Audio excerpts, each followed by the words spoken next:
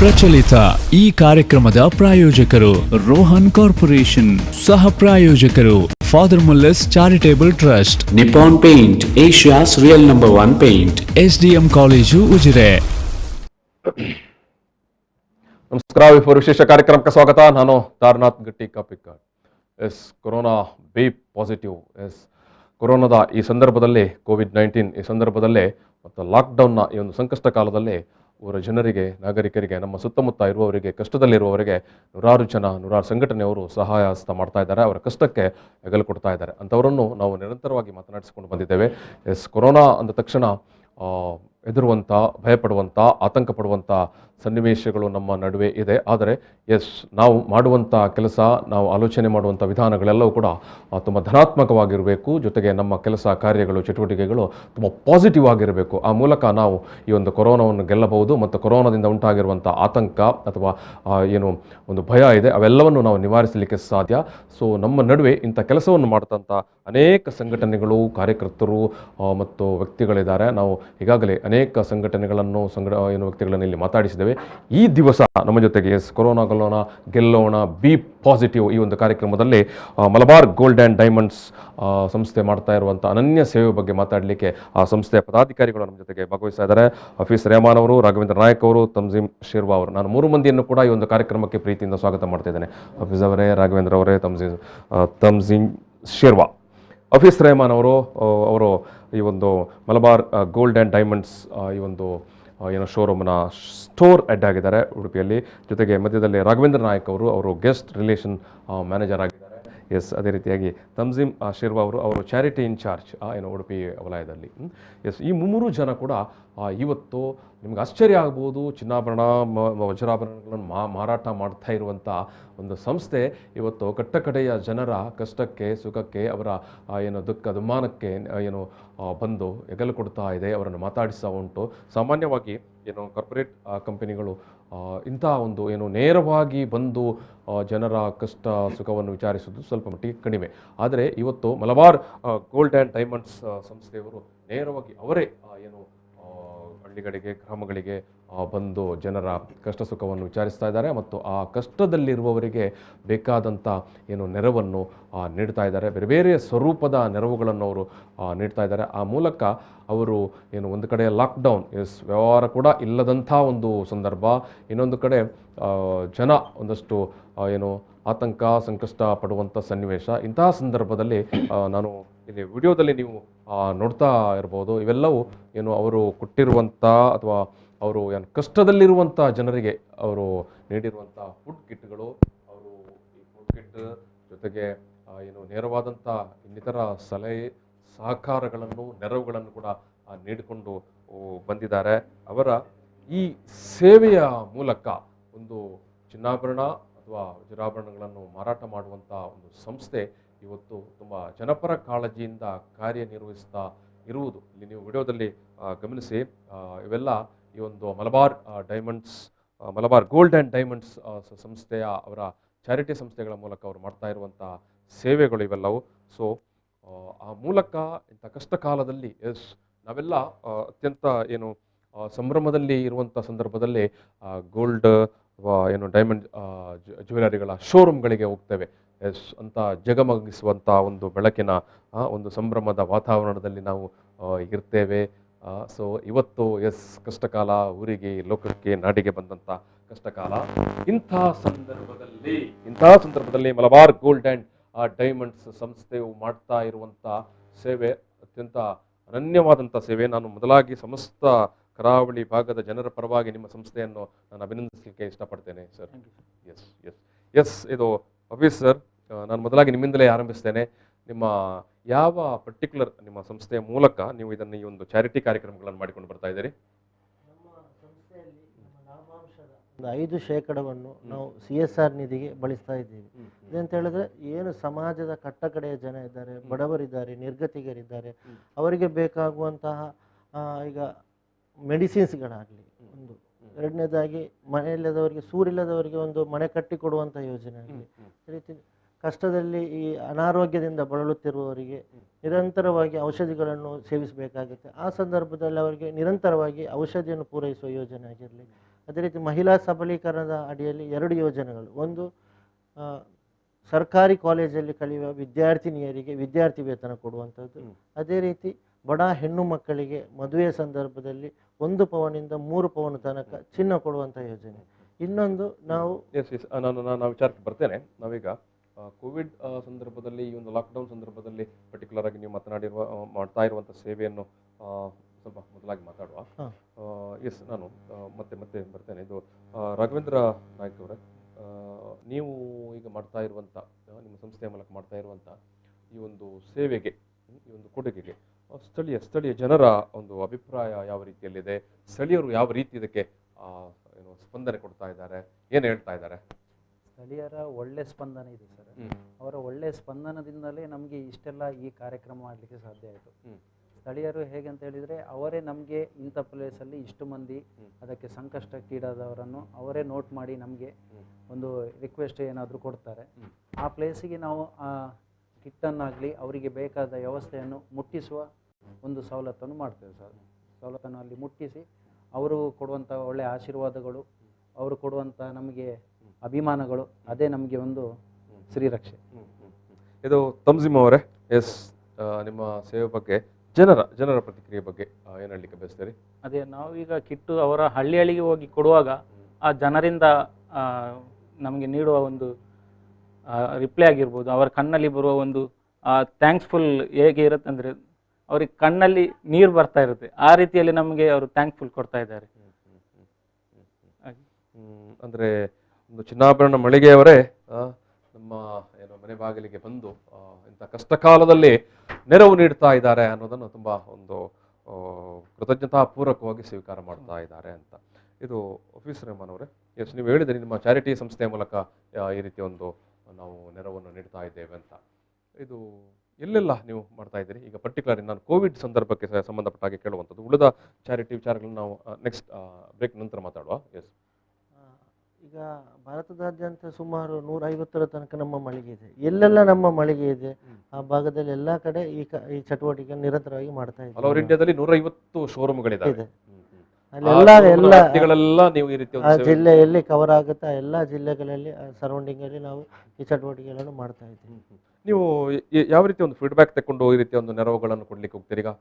ಈಗ ಅರ್ಹರು ಯಾರಿದ್ದಾರೆ ಅನ್ನೋದನ್ನು ಯಾವ ರೀತಿಯಲ್ಲಿ ನೀವು ಐಡೆಂಟಿಫೈ ಮಾಡ್ತೀರಿ? ಮೊದಲನೇದಾಗಿ ನಾವು ಪ್ರಾಶಸ್ತ್ಯಗಳು ತುಂಬ ಕಷ್ಟದಲ್ಲಿ, ಈಗ ನಮಗೆ ಒಂದು ಕಷ್ಟದ ವ್ಯಕ್ತಿಗಳು ನೋಡೋ ಗೊತ್ತಾ ಮನೆ ಅವರು ಹೇಗಿರುತ್ತೆ. ಮನೆಯಲ್ಲಿ ಅಂಗವಿಕಲಿರುವವರು ಇರ್ತಾರೆ, ವಿಧವೆಯರು ಇರ್ತಾರೆ, ಮಕ್ಕಳಿಲ್ಲದೆ ಇರುವಂತಹ ಒಂದು ಫ್ಯಾಮಿಲಿ ಇರುತ್ತೆ, ತುಂಬ ಕಷ್ಟದಲ್ಲಿರೋರು. ಅದೇ ರೀತಿ ಈಗ ಆಶಾ ಕಾರ್ಯಕರ್ತರಾಗಿರ್ಬೋದು, ಮತ್ತೆ ಮಂಗಳಮುಖಿಯರಿಗಂತ ಅವರಿಗೆ ತುಂಬ ಕಷ್ಟ. ಯಾಕಂದ್ರೆ ಅವರು ದಿನಾಲು ಒಂದು ಅವರ ರೂಟಿ ಅಂತ ಹೇಳಿದ್ರೆ ಒಂದು ಭಿಕ್ಷಾಟನೆ ತರ ಮಾಡಿ ಅವರು ಲಾಕ್ಡೌನ್ ಟೈಮಲ್ಲಿ ಭಿಕ್ಷೆ ಬೇಡ್ಲಿಕ್ಕೂ ಆಗುದಿಲ್ಲ. ಅತ್ತ ಕಡೆ ಬೇರೆ ಅವರಿಗೆ ಸ್ವಂತ ಮನೆ ಅನ್ನೋದು ಇರುವುದೇ ಇಲ್ಲ ಬಹುತೇಕ ಮಂದಿಗೆ. ಎಲ್ಲ ಕುಟುಂಬ ಬಿಟ್ಟು ಹೊರಗಡೆ ಇರುವಂತವ್ರು, ಮನೆಯಿಂದ ಹೊರಗೆ ಹಾಕಿರ್ತಾರೆ. ಅವರದೊಂದು ಸಪರೇಟ್ ಆಗಿ ಒಂದು ಜೀವನ ಅವರದ್ದು ನಡೀತಾ ಇರುತ್ತೆ. ಅವರನ್ನು ಐಡೆಂಟಿಫೈ ಮಾಡಿದ್ದೀವಿ. ಮತ್ತೆ ಇನ್ನೊಂದು, ಹಳ್ಳಿಗಳಲ್ಲಿ ಈ ಸಲ ಜಾಸ್ತಿ ಕೊರೋನಾ ಪಾಸಿಟಿವ್ ಕೇಸ್ಗಳು ಬಂದಿರೋದ್ರಿಂದ ತುಂಬ ಕಷ್ಟದಲ್ಲಿರೋರು ಮನೆಯಿಂದ 20 ದಿನ ಹೊರಗಡೆ ಬರಲಿಕ್ಕೆ ಇಲ್ಲ ಅವರಿಗೆ. ಸೀಲ್ ಡೌನ್ ಮಾಡಿದ್ದಾರೆ, ಕೆಲವು ಪಂಚಾಯತ್ಗಳನ್ನೆಲ್ಲ ಸೀಲ್ ಡೌನ್ ಮಾಡಿದ್ದಾರೆ. ಉಡುಪಿಯಲ್ಲಿ ಸುಮಾರು 40ಕ್ಕಿಂತ ಅಧಿಕ ಪಂಚಾಯತ್ಗಳು ಸೀಲ್ ಡೌನ್ ಆಗಿರೋದ್ರಿಂದ ಹೊರಗಡೆ ಬರಲಿಕ್ಕೆ ಇಲ್ಲ. ಅಂಥವರನ್ನು ಗುರುತಿಸಿದ್ದೀವಿ. ಮತ್ತೆ ದಿನಗೂಲಿಗೆ ಹೋಗುವಂಥವ್ರು ಇರ್ತಾರೆ. ದಿನಗೂಲಿಗೆ ಹೋಗುವವರಿಗೆ ಈಗ ಒಂದು 2 ತಿಂಗಳಿಂದ ಹೊರಗಡೆ ಬರಲಿಕ್ಕೆ ಇಲ್ಲ. ಹೊರಗೆ ಬಂದ್ರೂ ಅವರಿಗೆ ಒಂದು ನಗರಕ್ಕೆ ಬರುವಂತ ಸಾರಿಗೆ ವ್ಯವಸ್ಥೆಯನ್ನು ಇರದ ಕಾರಣ ದಿನದ ಕೂಲಿಯನ್ನೇ ಅದನ್ನೇ ನಂಬಿಕೊಂಡಿರುವವರಿಂದ ಅಂಥವರನ್ನು ನಾವು ಐಡೆಂಟಿಫೈ ಮಾಡಿದ್ದೀವಿ. ಸೊ ಈ ರೀತಿಯಾಗಿ ಉಡುಪಿಯಲ್ಲಿ ನೀವು ಎಷ್ಟು ಯಾವ ಸ್ವರೂಪದಲ್ಲಿ ಏನೆಲ್ಲ ಕೊಟ್ಟರಿ, ಎಷ್ಟು ಮಂದಿಗೆ ಕೊಟ್ಟರಿ? ಸುಮಾರು ನಿನ್ನೆ ತನಕ ನಾವು ಲೆಕ್ಕ ಹಿಡಿಯೋದಾದ್ರೆ ಒಂದು 5070ರ ತನಕ ನಿನ್ನೆ ತನಕ ಕೊಟ್ಟಾಯ್ತು ನಮಗೆ. ಅದು ಕಂಟಿನ್ಯೂ ಆಗ್ತಾ ಇದೆ. ಇವತ್ತು ನಾವು ಕುಟುಂಬಗಳಿಗೆ 5000 ಮಂದಿಗೆ ನೀವು ಈ ರೀತಿ ಒಂದು ಫುಡ್ ಕಿಟ್ ಅನ್ನು ಕೊಟ್ಟಿದ್ದೀವಿ. ಎಲ್ಲೆಲ್ಲ ಕೊಟ್ಟರೆ ಇದು ರಾಘವೇಂದ್ರ ನಾಯ್ಕ ಅವರೇ? ಯಾವೆಲ್ಲ ಭಾಗ ಸಾಮಾನ್ಯವಾಗಿ? ಅಂದರೆ ಕುಂದಾಪುರದಿಂದ ಹಿಡಿದ್ರು. ಕುಂದಾಪುರ ಅಂದರೆ ಕುಂದಾಪುರ ಲಾಸ್ಟ್ ಬಾರ್ಡರ್ ಶಿರೂರು ಅಂತ ಬರ್ತದೆ. ಹೌದು, ಶಿರೂರು, ಬೈಂದೂರು ಆಮೇಲೆ ನಮಗೆ ಈ ಕಡೆ ಬರುವಾಗ ಸಿಗುವಂಥದ್ದು ಕಿರಿಮಂಜೇಶ್ವರ, ನಾವುಂದ, ಅಲ್ಲಿಂದ ತಲ್ಲೂರು ಒಳಗೆ ಹೋದರೆ ಅಂಪಾರ್, ಅಜ್ರಿ ಆ ಕಡೆ, ಮತ್ತು ಒಕ್ವಾಡಿ, ಮತ್ತು ನಿನ್ನೆ ಒಂದು ಪ್ಲೇಸ್ ಎಡಮೊಗ್ಗೆ ಅಂತ ಹೋಗಿದ್ದೆ ಸರ್. ಅದು ಅಂದರೆ ನಮಗೆ ಕಮಲಶಿಲ. ಕಮಲಶಿಲೆ ಅಂದರೆ ನಮಗೆ ಉಡುಪಿಯಿಂದ ಒಂದು 70-80 ಕಿಲೋಮೀಟ್ರ್. ಅದು ಸಹ ಹಳ್ಳಿ ರೋಡು, ಡಾಮರ್ ಇಲ್ಲ, ಏನಿಲ್ಲ, ಮಡ್ ರೋಡು. ಆ ಪ್ಲೇಸಿಗೆ ಹೋಗಿ ಸರ್ ನಿನ್ನೆ ಕೊಟ್ಟು ಬಂದಿದ್ದೇವೆ ಸರ್. ನೀವೇ ಶೋರೂಮ್ನವರೆಲ್ಲ ಹೋಗಿ ನಾವೇ ಸ್ಟಾಫ್ಸ್ ಎಲ್ಲ ಒಟ್ಟಿಗೆ. ಇದರಲ್ಲಿ ತಂಜೀಮ್ ಶಿರೋ ಅವರು ಮತ್ತು ನಾವು ಮತ್ತು ತಸ್ಲೀಮ್, ನಿತಿನ್ ಶೇಟ್, ನಿನ್ನೆ ಸರ್ ಅವರು ಸಹ ಬಂದಿದ್ದರು, ಹಾಫೀಸ್ ರೆಹಮಾನ್ ಅವರು ಸಹ ಬಂದಿದ್ದರು. ನಾವೆಲ್ಲ ಒಟ್ಟಿಗೆ ಹೋಗಿ ಅಲ್ಲಿ ಕೊಟ್ಟು ಬಂದದ್ದು. ಅಲ್ಲಿ ನಾವೊಂದು 50 ಕುಟುಂಬಗಳಿಗೆ ಅದನ್ನು ಡಿಸ್ಟ್ರಿಬ್ಯೂಟ್ ಮಾಡಿದ್ದೇವೆ. ಮಾಡುವಾಗ ನಾವು ಸಹ ಹೇಳ್ತೇವೆ ಅವರಿಗೆ, ಯಾರಿಗೆ ನೀಡೆಡ್ ಇದೆ, ಅವಶ್ಯಕತೆ ಇದ್ದವರು ಅದನ್ನು ತಗೊಳ್ಳಿ. ಹೌದು, ಅಂದರೆ ನೀಡೆಡ್ ಇರುವುದು ಈಗ ಐಸೆನ್ಸ್ ಒಳಗೆ ಕೋವಿಡ್ ಬಂದು ತುಂಬ ಸಂಕಷ್ಟಕ್ಕೆ ಇರ್ತಾರೆ. ಮತ್ತು ಕೆಲವು ವಿಕಲಚೇತನರು, ವಿಶೇಷಚೇತನರು ಇರ್ತಾರೆ ಐಸೆನ್ಸ್ ಜಾಗದಲ್ಲಿ, ಮತ್ತು ವಿಧವರು ಇರ್ಬೋದು. ಕೆಲವು ಮನೆಯಲ್ಲಿ ಗಂಡಸರು ಒಬ್ಬರೇ ಇರ್ತಾರೆ ಐಸೆನ್ಸ್ ಒಳಗೆ. ಅಂಥವ್ರು ನೋಡಿಕೊಟ್ರೆ ಅವರಿಗೆ ಒಂದು ಇದರದ್ದು ಅವಶ್ಯಕತೆ ಖಂಡಿತ ಜಾಸ್ತಿ ಇರುವಂಥದ್ದು. ಸ್ವಲ್ಪ ಇರುವವರಿಗೆ ಅದು ಕೊಡುವಂಥದ್ದು ಅವಶ್ಯಕತೆ ಅಷ್ಟು ಇರಲಿಕ್ಕಿಲ್ಲ. ಹಾಗಾಗಿ ಅಂಥವ್ರನ್ನು ನೋಟ್ ಮಾಡಿ ಕೊಡಿ. ನಾವು ಅಲ್ಲಿಯ ಸ್ಥಳೀಯ ಪ್ರತಿನಿಧಿಗಳು ಮತ್ತು ಪದಾಧಿಕಾರಿಗಳು, ಸಂಘ ಸಂಸ್ಥೆಯದ್ದು ಜನಪ್ರತಿನಿಧಿಗಳನ್ನು ಅವರನ್ನು ಕಾಂಟ್ಯಾಕ್ಟ್ ಆಗಿ ಅವರ ಮುಖಾಂತರ ನಾವು ಕಲೆಕ್ಟ್ ಮಾಡಿ ಅವರಿಗೆ ಹ್ಯಾಂಡ್ ಮಾಡಿ ಐಡೆಂಟಿಫೈ ಮಾಡ್ತೀವಿ. ಸ್ಥಳೀಯ ಮಟ್ಟದಲ್ಲಿ ಹೌದು, ಅವರಿಗೆ ಹ್ಯಾಂಡ್ ಓವರ್ ಮಾಡಿ ಅವರ ಮಟ್ಟದಲ್ಲಿ ನಾವು ಕೊಡ್ತಾ ಬರ್ತಾ ಇರ್ತೇವೆ. ಅವ್ರದ್ದು ಕಾಲ್ ಸಹ ರಿಕ್ವೆಸ್ಟ್ ಸಹ ಇರ್ತದೆ, ಸ್ವಲ್ಪ ಕೊಡಿ ಅಂತ. ಹಾಗೆ ಅದನ್ನು ನೋಡಿ ನಾವು ಕೊಡುವಂಥದ್ದು ಇದು. ಈಗ ಇದು ತಮ್ಜಿಮ್ ಅವರೇ, ಈಗ ನೀವು ಕೂಡ ಶುರುವಾದವರೇ, ಸ್ಥಳೀಯರೇ, ಬೇರೆ ನಮಗೆ ವೈದ್ಯಕೀಯ ನೆರವು ಅಥವಾ ಫುಡ್ ಕಿಟ್ ಅಲ್ಲದೆ ಬೇರೆ ಏನಾದರೂ ನೆರವನ್ನು ಈ ಸಂದರ್ಭದಲ್ಲಿ ನಿಮ್ಮ ಹತ್ರ ಬೇಡಿಕೆ ಬಹುಶಃ ಖಂಡಿತವಾಗಿ ಇಟ್ಟೇ ಇರ್ತಾರೆ. ನಮ್ದು ಈಗ ಮೆಡಿಸಿನ್ಗೆ ನಾವು ಹೆಲ್ಪ್ ಮಾಡ್ತಾ ಇದ್ದೇವೆ. ಮತ್ತು ಬಡ ಹೆಣ್ಮಕ್ಳಿಗೆ ಮದುವೆ ಆಗೋದಾದರೆ ಅವರಿಗೆ ಸಹ ನಾವು ಈಗ ಹೆಲ್ಪ್ ಮಾಡಲಿಕ್ಕೆ ಇದ್ದೇವೆ.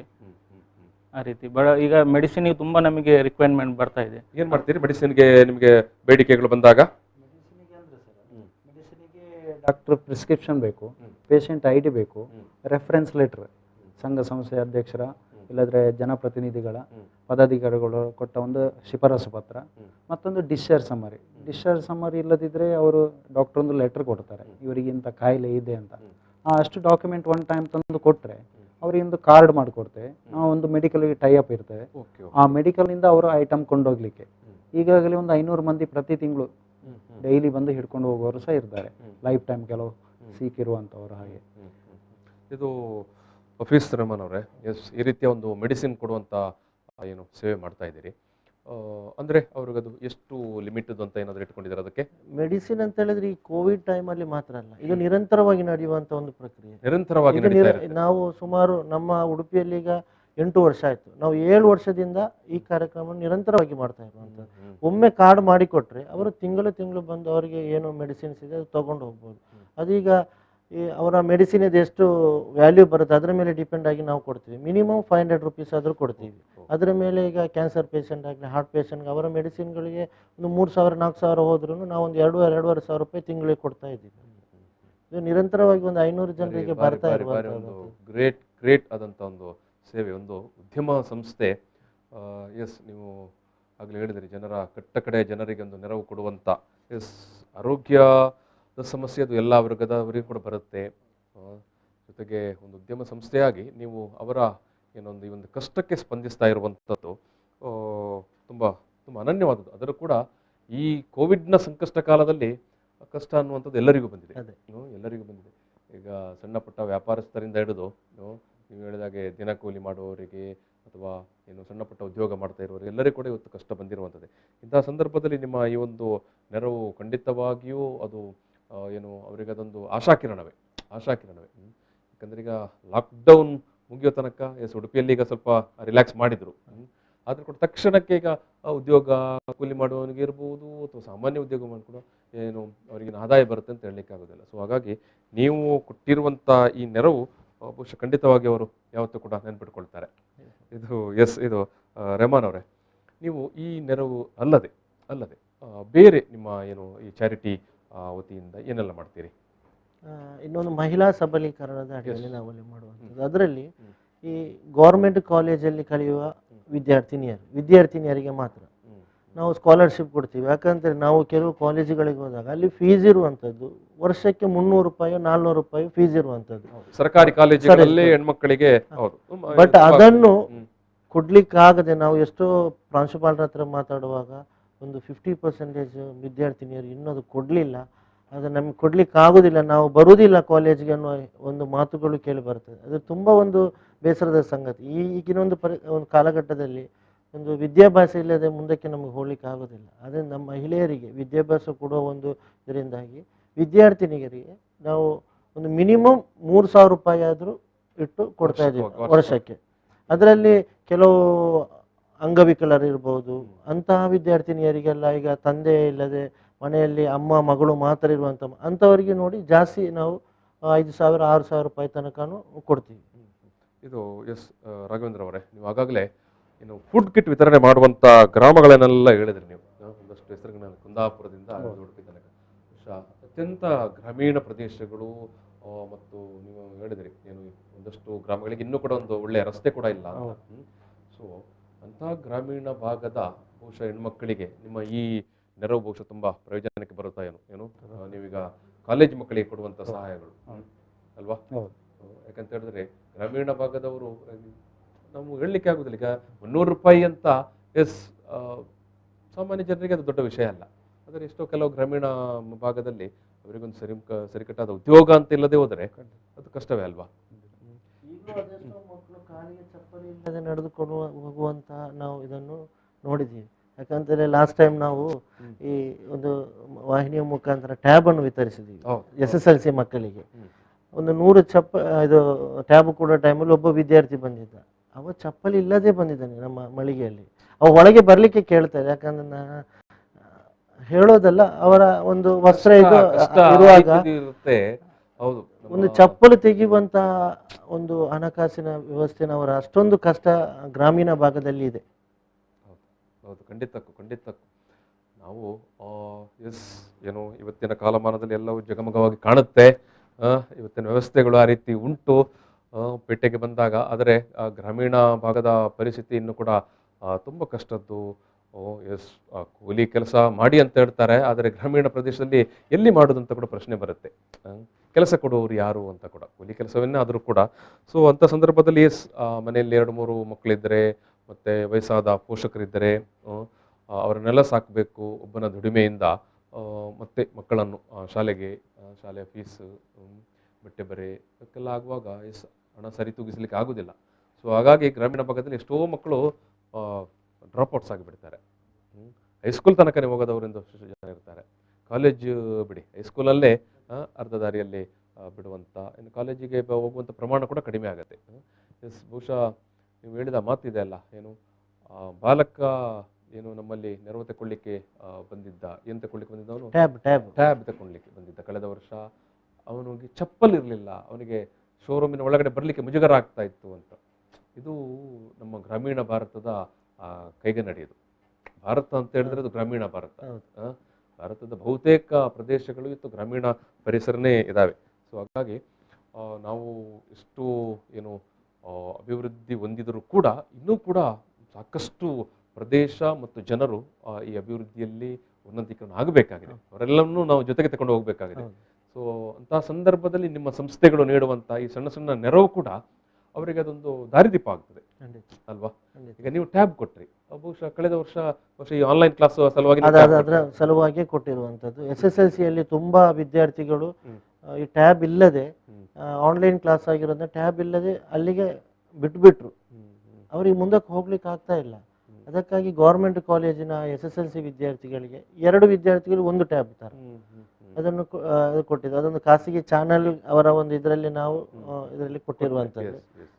100 ಟ್ಯಾಬ್ಗಳನ್ನು ಅಲ್ಲಿ ಕೊಟ್ಟಿದ್ವಿ ನಾವು. 100 ಟ್ಯಾಬ್ಗಳನ್ನು 100 ವಿದ್ಯಾರ್ಥಿಗಳನ್ನು ಸರಿ, ಖಂಡಿತವಾಗಿ ಆ ಮನೆಯನ್ನು ನೀವು ಬೆಳಗಿಸುವಂತ ಕೆಲಸ ಮಾಡಿದ್ದೀರಿ. 200 ವಿದ್ಯಾರ್ಥಿಗಳಿಗೆ ಅದರ ಉಪಯೋಗ ಆಗುತ್ತೆ. ಹೌದು, 200 ವಿದ್ಯಾರ್ಥಿಗಳಿಗೆ ಖಂಡಿತ. ಅವರಿಗೆ SSLC ಅನ್ನೋದೊಂದು ಬಾರಿ ಪ್ರಮುಖ ಘಟ್ಟ ಅಲ್ವಾ? ಅದು ಹೋದ ವರ್ಷಕ್ಕೆ ಆಯ್ತು, ಅದನ್ನು ಈ ವರ್ಷಕ್ಕೂ ಮತ್ತೆ ಯೂಸ್ ಮಾಡಬಹುದು. ಅದೊಂದು 5 ವರ್ಷ ಯೂಸ್ ಮಾಡಬಹುದು. ಅದರಲ್ಲಿ ಈ ವಿದ್ಯಾರ್ಥಿಗಳಿಗೆ ಯೂಸ್ ಆಗುವಂತ ಇದು ಬಿಟ್ಟು ಬೇರೆ ಯಾವ ಇದಕ್ಕೆ ಯೂಸ್ ಮಾಡ್ಲಿಕ್ಕೆ ಆಗೋದಿಲ್ಲ ಟ್ಯಾಬ್. ನಮ್ಮ ಏನು ಅವರ ಸಬ್ಜೆಕ್ಟ್ಗಳೇನಿದೆ ಅದು ಮಾತ್ರ ಲೋಡೆಡ್ ಮಾಡಿರುವಂತ ಒಂದು ಟ್ಯಾಬ್. ಅದನ್ನು ಬೇರೆ ಯಾವುದಕ್ಕೂ ಯೂಸ್ ಮಾಡ್ಲಿಕ್ಕೆ ಆಗೋದಿಲ್ಲ.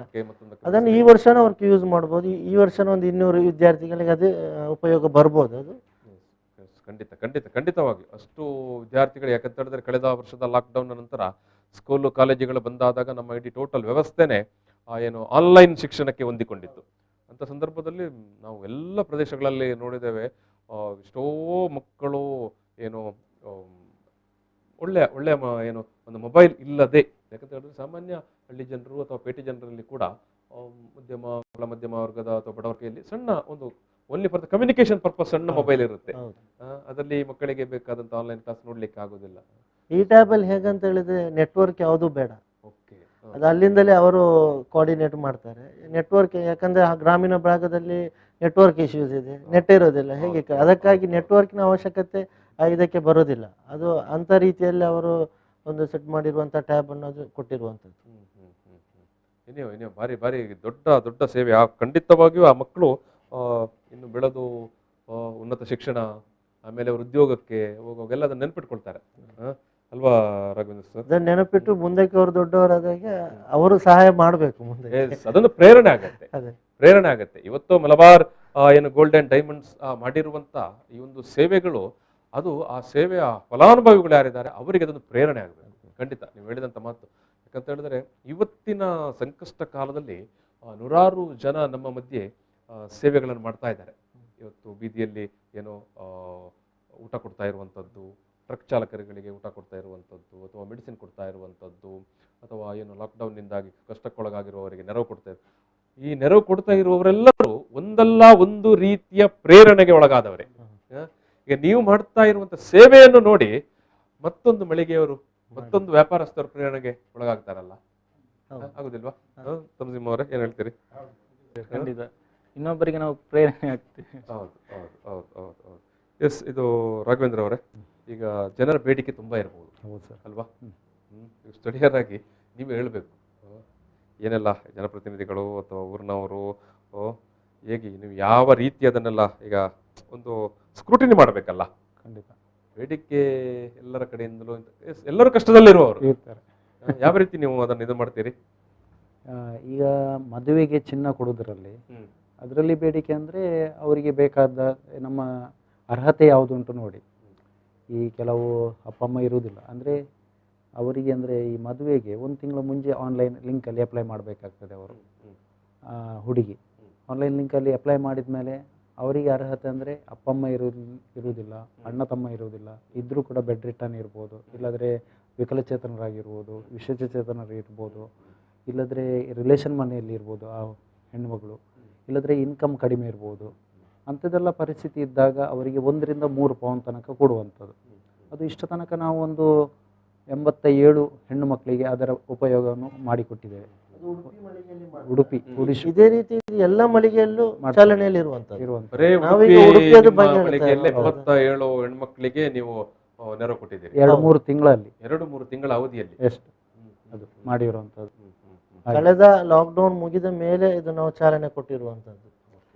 ಫಸ್ಟಿಗೆ ಇತ್ತು, ಅನಂತರ ಮಧ್ಯದಲ್ಲಿ 2 ತಿಂಗಳು ಲಾಕ್ಡೌನ್ ಅಂತ ಹೇಳಿ ಹೋಯಿತು. ಅನಂತರ ಮದುವೆ ಯಾರದೆಲ್ಲ ಫಿಕ್ಸ್ ಆಯಿತು ಅಂಥವರಿಗೆ ಈ ಗೋಲ್ಡನ್ ಹಾರ್ಟ್ ಎಂಬ ಯೋಜನೆ, ಅದು ಗೋಲ್ಡನ್ ಹಾರ್ಟ್ ಎಂಬ ಯೋಜನೆಯಲ್ಲಿ ಬಡ ಹೆಣ್ಣು ಮಕ್ಕಳು, ಈಗ ವಯಸ್ಸಿನ ಮಿತಿ, ಮದುವೆಯ ಒಂದು ವಯಸ್ಸು ಏನಿದೆ, ಮದುಮಕ್ಕಳು ಒಂದು 25ರ ಒಳಗೆ 30ರ ಒಳಗೆ, ಅದನ್ನು ಮೀರಿ ಕಷ್ಟದಲ್ಲಿ ಬಾಕಿ ಆಗಿರುವಂಥದ್ದು ಮದುವೆ ಮಾಡಲಿಕ್ಕೆ ಅಂಥವ್ರು ಇರ್ಬೋದು.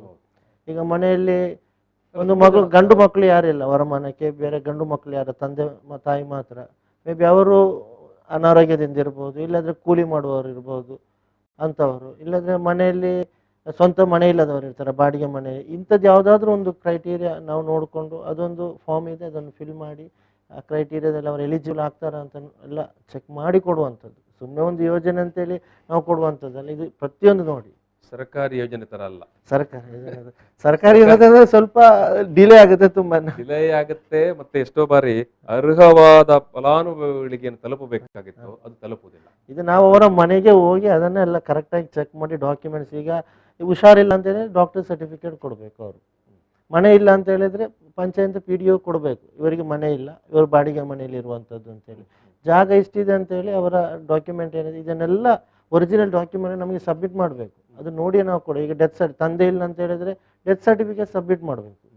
ಸುಮ್ಮನೆ ಒಂದು ಬಾಯಿ ಮಾತಿಗೆ ಅವರು ಹೇಳಿದ್ರು ತುಂಬ ಕಷ್ಟದವ್ರು ಕೊಡಿ ಅಂತ ಹೇಳಿದ್ರೆ ಕೊಡ್ಲಿಕ್ಕೆ ಆಗೋದಿಲ್ಲ. ಈ ಎಲ್ಲ ಒಂದು ಇದನ್ನು ನೋಡಬೇಕು, ನಾವು ನೋಡಿ ಕೊಡುವಂಥದ್ದು. ನಿಜವಾಗಿ ಕಷ್ಟದಲ್ಲಿ ಇರುವುದೋ ಹೌದು ಅಲ್ವಾ ಅನ್ನೋದನ್ನು ನೀವು ಅತ್ಯಂತ ನಿಖರವಾಗಿ ಎಲ್ಲಾ ದಾಖಲೆಗಳ ಮೂಲಕ ಅದನ್ನು ಪರಿಶೀಲನೆ ನಾವೇ ಹೋಗಿ ಮಾಡುವಂಥದ್ದು. ಕೂಡ ಒಂದಷ್ಟು ಮಾಹಿತಿಯನ್ನೆಲ್ಲ ಖಂಡಿತ. ಅಂಥ ಪರಿಸ್ಥಿತಿಯವರಿಗೆ ಆ ದಾಖಲೆ ಹೇಗಿರ್ತದೆ ಅಂತ ಸಹ ಅವ್ರಿಗೆ ಗೊತ್ತಿರುವುದಿಲ್ಲ. ಈ ಡೆತ್ ಸರ್ಟಿಫಿಕೇಟ್ ಹೇಗಿರ್ತದೆ, ಎಲ್ಲಿರ್ತದೆ, ಎಲ್ಲಿ ತಗೊಳ್ಬೇಕು ಅದು ಸಹ ಅವರಿಗೆ ಗೊತ್ತಿರುವುದಿಲ್ಲ.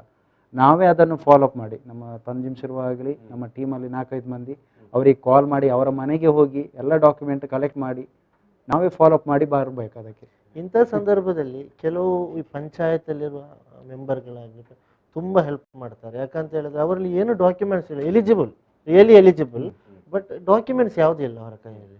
ಆ ಟೈಮ್ ನಮಗೆ ಅದು ಬೇಕಾಗುತ್ತೆ. ಆ ಟೈಮ್ ಅವ್ರು ಹೇಳಿದ್ರೆ ಅವರು ಮಾಡಿ ಕೊಡ್ತಾ ಇದ್ರು ನಮಗೆ ಬೇಕಾಗಿರುವಂತಹ ಏನು ಅವರು ಕೊಡುವ ತುಂಬ ಅದಕ್ಕೆ ನೀಡಿಯಾಗಿರ್ತಾರೆ ಅವರು, ಬಟ್ ಡಾಕ್ಯುಮೆಂಟ್ಸ್ ಯಾವುದು ಇರೋದಿಲ್ಲ. ಆ ಟೈಮಲ್ಲಿ ನಮಗೆ ಈ ಪಂಚಾಯತಲ್ಲಿರುವಂಥ ತುಂಬ ಜನರು ತುಂಬ ಸಪೋರ್ಟ್ ಮಾಡಿದ್ದಾರೆ. ಕರೆಕ್ಟಾಗಿ ಇಟ್ಕೊಳ್ಳುವಂಥದ್ದು ಗೊತ್ತಿರುವುದಿಲ್ಲ ಅವರಿಗೆ, ಹಾಗಿರ್ತದೆ ಕೆಲವು.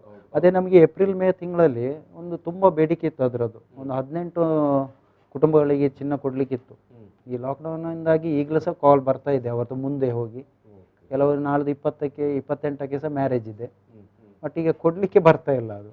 ಅವರಿಗೆ ಅದನ್ನೇ ನಂಬಿಕೊಂಡಿದ್ದವರು ನಿನ್ನೆ ಒಂದು ಕಾಲ್ ಮಾಡಿ ಕೂಗ್ತಾ ಇದ್ರು, ಒಂದು ಏನಾದರೂ ಮಾಡಿ ಕೊಡಿ ಅಂತ.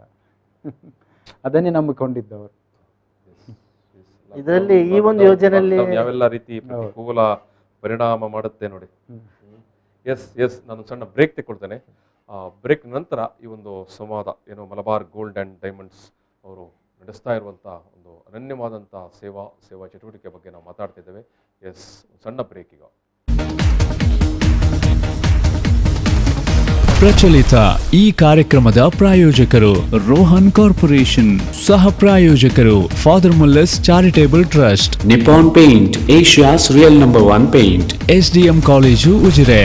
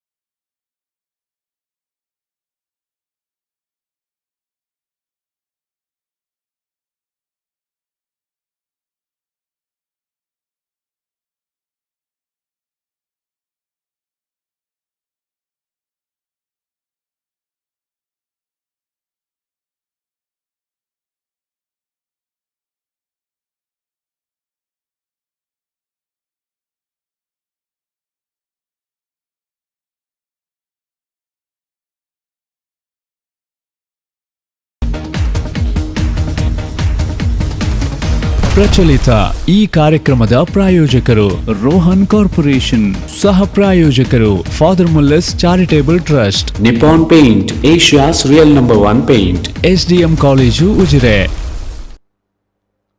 ಎಸ್, ಕೊರೋನಾ ಗೆಲ್ಲೋಣ, ಬಿ ಪಾಸಿಟಿವ್. ಎಸ್, ಈ ಒಂದು ಕೊರೋನಾದ ಸಂಕಷ್ಟ ಕಾಲದಲ್ಲಿ, ಲಾಕ್ಡೌನ್ನ ಕಷ್ಟ ಕಾಲದಲ್ಲಿ ನಾವು ತುಂಬ ಧನಾತ್ಮಕವಾಗಿ ಕೆಲಸ ಮಾಡಬೇಕು, ಧನಾತ್ಮಕವಾಗಿ ಆಲೋಚನೆ ಮಾಡಬೇಕು. ಎಸ್, ಬಿ ಪಾಸಿಟಿವ್ ಆಗಿರಬೇಕು ಅಂತ. ಸೊ ಇಂಥ ಸಂದರ್ಭದಲ್ಲಿ ನಮ್ಮ ನಡುವೆ ಅನೇಕ ಸಂಘ ಸಂಸ್ಥೆಗಳು ತುಂಬ ಪಾಸಿಟಿವ್ ಆಗಿ ಕೆಲಸ ಮಾಡ್ತಾ ಉಂಟು. ಅವರು ತುಂಬ ಪಾಸಿಟಿವ್ ಆಗಿ ಕೆಲಸ ಮಾಡಿದ ಕಾರಣದಿಂದಾಗಿ ಇವತ್ತು ಅನೇಕ ಅಂದರೆ ಸಾವಿರಾರು ಜನಕ್ಕೆ ಒಂದು ನೆಮ್ಮದಿಯ ಅಥವಾ ಒಂದು ಒಳ್ಳೆಯ ಬದುಕನ್ನು ಅಥವಾ ಕಷ್ಟಕಾಲದಲ್ಲಿ ಕೂಡ ಎಸ್ ನಮ್ಮ ಕಷ್ಟಕ್ಕೆ ಹೆಗಲು ಕೊಡುವವರು ನಮ್ಮ ನಡುವೆ ಇದ್ದಾರೆ ಅನ್ನುವಂಥ ಒಂದು ಸ್ಥೈರ್ಯ ಸಿಕ್ಕಿರುವುದರಿಂದ ಏನು ತಮ್ಮ ಆರೋಗ್ಯವನ್ನು ಕಾಪಾಡಿಕೊಳ್ಳಲಿಕ್ಕೆ ಸಾಧ್ಯ ಆಗಿದೆ, ತಮ್ಮ ಕುಟುಂಬವನ್ನು ಕಾಪಾಡಿಕೊಳ್ಳಲಿಕ್ಕೆ ಸಾಧ್ಯ ಆಗಿದೆ. Yes, Malabar gold and diamonds ಸಂಸ್ಥೆಯವರು ಈ ಒಂದು ಲಾಕ್ಡೌನ್ ಟೈಮಲ್ಲಿ, ಈ ಒಂದು ಕೋವಿಡ್ನ ಸಂಕಷ್ಟ ಕಾಲದಲ್ಲಿ ದೊಡ್ಡ ಮಟ್ಟದಲ್ಲಿ ನೆರವನ್ನು ನೀಡ್ತಾ ಇದ್ದಾರೆ. ಅವರ ಈ ಒಂದು ಅನನ್ಯ ಸೇವೆ ಬಗ್ಗೆ ನಾವು ಮಾತಾಡ್ತಾ ಇದ್ದೇವೆ. ಅಫೀಸ್ ರೇಹಮಾನ್ ಅವರಿದ್ದಾರೆ, ರಾಘವೇಂದ್ರ ನಾಯಕ್ ಅವರಿದ್ದಾರೆ, ತಮ್ಜೀಮ್ ಶಿರ್ವಾ ಅವರಿದ್ದಾರೆ.